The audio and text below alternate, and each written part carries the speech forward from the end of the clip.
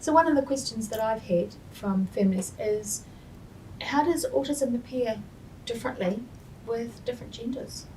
Yeah, that's a really good question, because we know now that there's a lot of different presentations of autism, and there's what's now been described as internalised autism, which is what's often thought about autism in girls. But we also see this form of autism presenting in boys as well as gender diverse individuals. And what it really looks at is that it's autism that isn't often easily observed by other people. So they're often got much more internalised experiences in terms of how they're experiencing their sensory system. So they might have a lot of sensory overload that isn't noticed by other people, a lot of anxiety. They often have a lot of difficulties with understanding various forms of social communication. But they're not showing that in externalising ways that might be noticed by other people. So we get a lot of people who tend to be missed for assessment and diagnosis, who might be diagnosed with other things such as anxiety or obsessive compulsive disorders or bipolar disorders. So there's a lot of other mental health names that can get put onto people who do experience more of this internalised autism.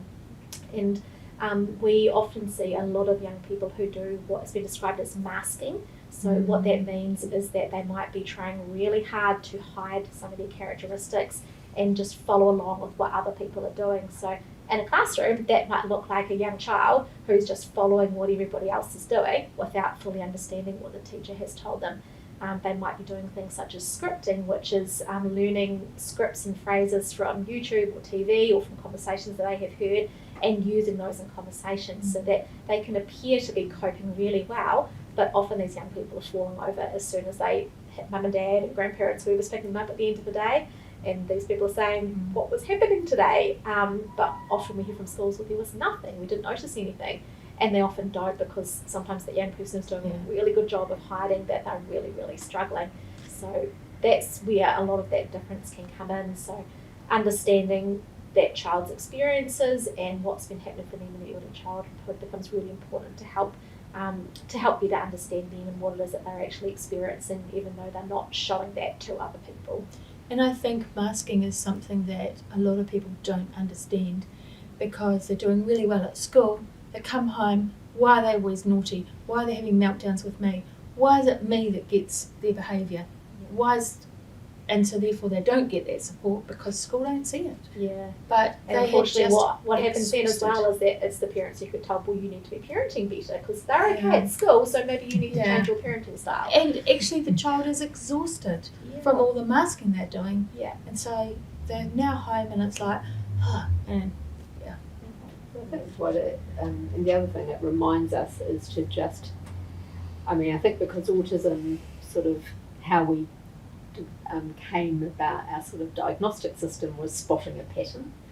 And so right at the start it was spotting that pattern that perhaps was associated with language not developing as expected, not responding to non-verbal communication in the same way, sort of little motor routines in the way people move their bodies or play with their toys or play with objects. That formed our initial diagnostic criteria.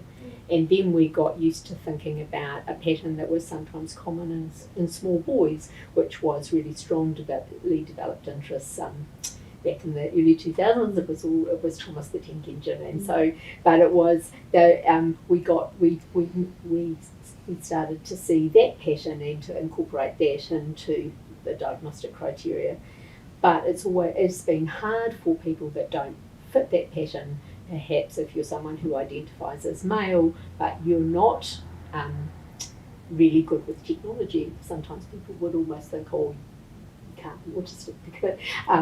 And whereas there are lots of artists and comedians and actors who have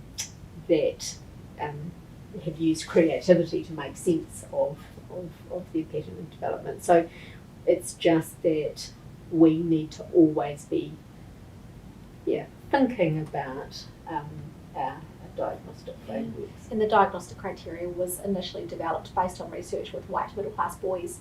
So we are now trying to apply that diagnostic criteria to people who didn't fit who that criteria was initially designed in mind.